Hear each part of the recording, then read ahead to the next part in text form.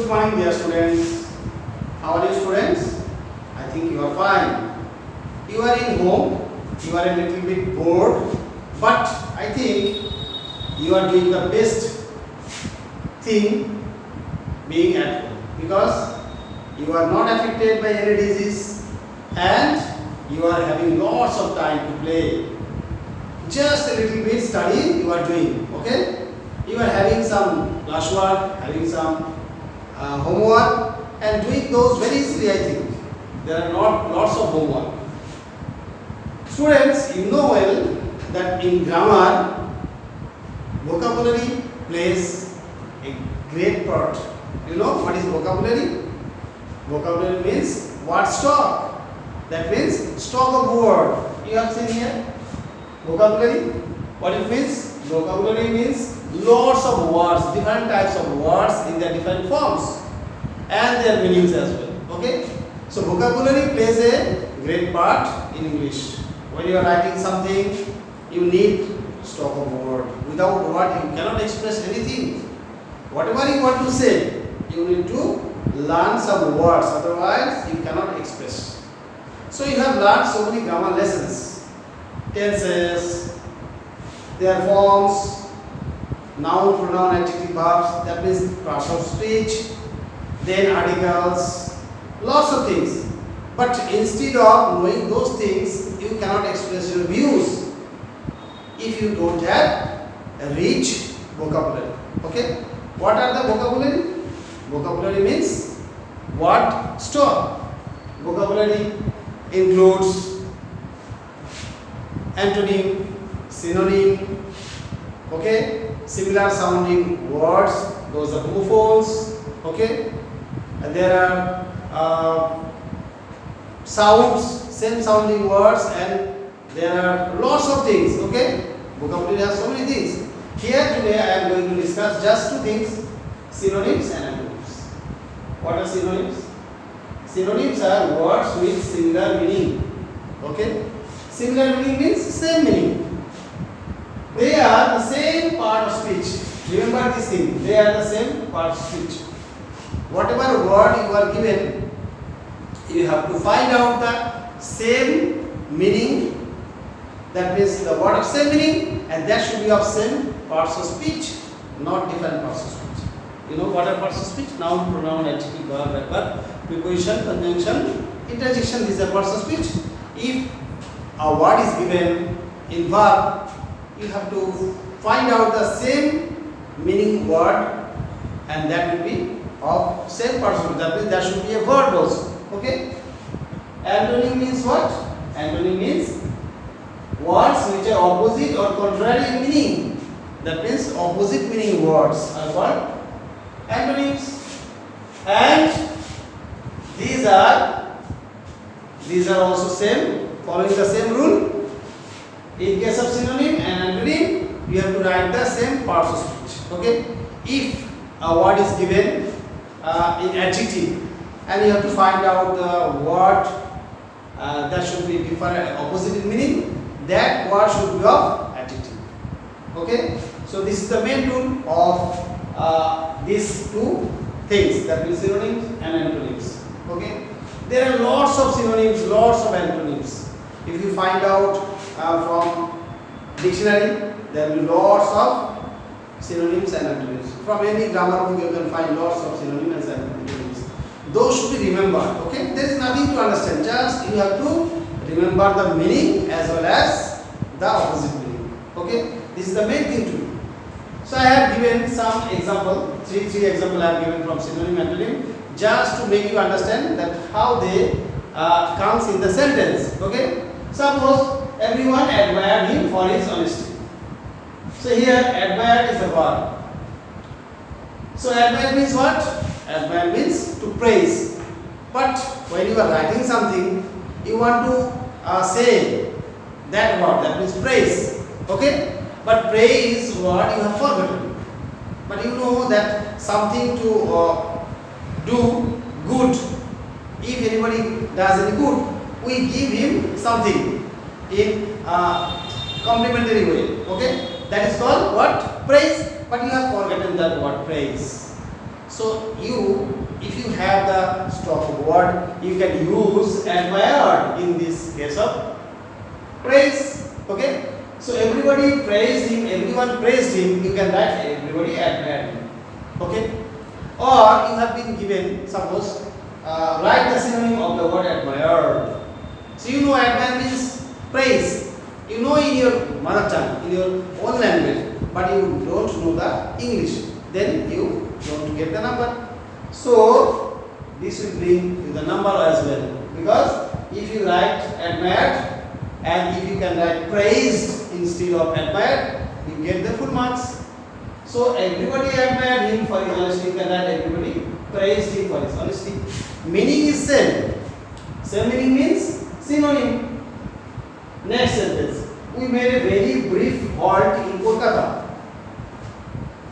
What it means? That means you stopped at Kolkata and you had a short stay there. Okay. So here brief means short. So you can use, instead of brief, you can use short, or instead of short, you can use brief. So similar sounding words or opposite words help us to write something in our own way. Okay. We discovered the lost pen under the table. So discovered means what? Discovered means found. So in case of, instead of discovered, you can write found. We found the lost pen under the table. Suppose in a story or in a writing you have found this word. We discovered the lost pen under the table. You know the word find, found, but you don't know the meaning of discovered. So if you learn the similar sounding word when you are reading find. So in case of in place of find, if you know to use the similar sounding word discover, so then you are reading this line and you find out the idea also what it tells. That is what it means. We discovered the lost pen under the table. If you don't know the meaning of discovered as find or found, you cannot understand the meaning. So you should know the similar sounding word so that when you are reading a literature subject or any English sentence, you can understand easily the meaning. Now coming to the antonyms. Here I have given example of antonyms.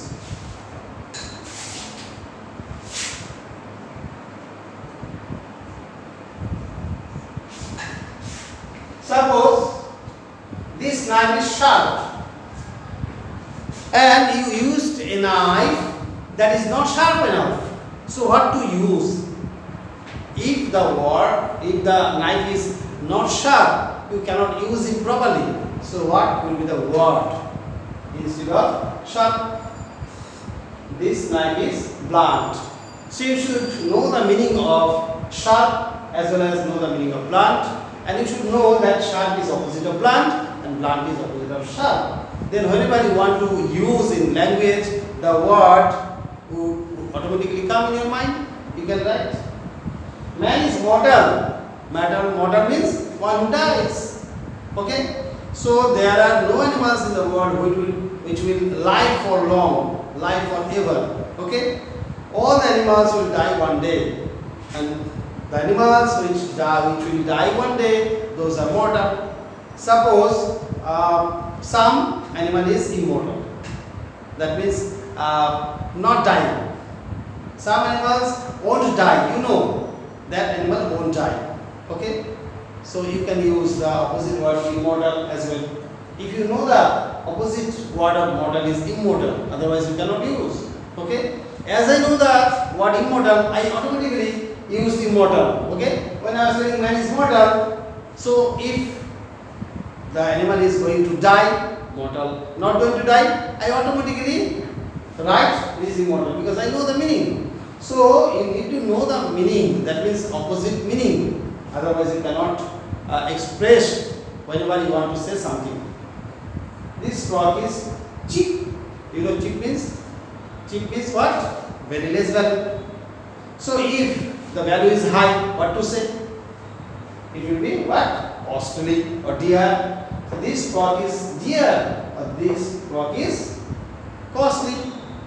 So if you know the opposite of cheap is dear or costly, you can easily write whenever what you want to say. Now, one thing I have added here, we can form antonyms, that means opposite words, by adding some prefixes. These are the prefixes, some short of 1-2 letters. Okay, 1-2 letters. U and an, these are formed with 2 letters. DIS, these are formed with 3 letters. I and il, this is formed of 2 letters. In, il, im, mis, these are the part of words. Okay, part of words, that means prefix. That means these words will be added before some word and make the meaning opposite. If you use an, this, in these words before any words, not any words, before some words, those words are changed. Those words change their meaning. Then they become opposite words. Like this way, you can see active is a word. If you add I and in before active, then it becomes inactive, new word, and also opposite word. Active is a word, inactive is a word. Now active becomes inactive, this is the new word, and the meaning is opposite. Active, inactive, opposite.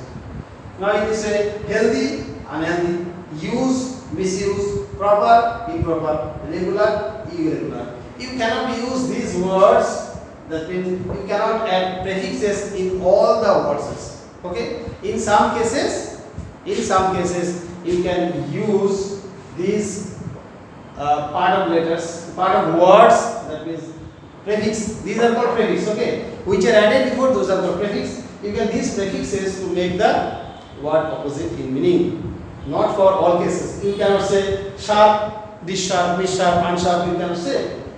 Okay? Model, you can change the meaning by adding in, immortal. You cannot say uncheap, uncheap, irrecheap. You cannot use these words to make this word opposite. There are some words you can change. Okay? So this is one of the aspects of antonym.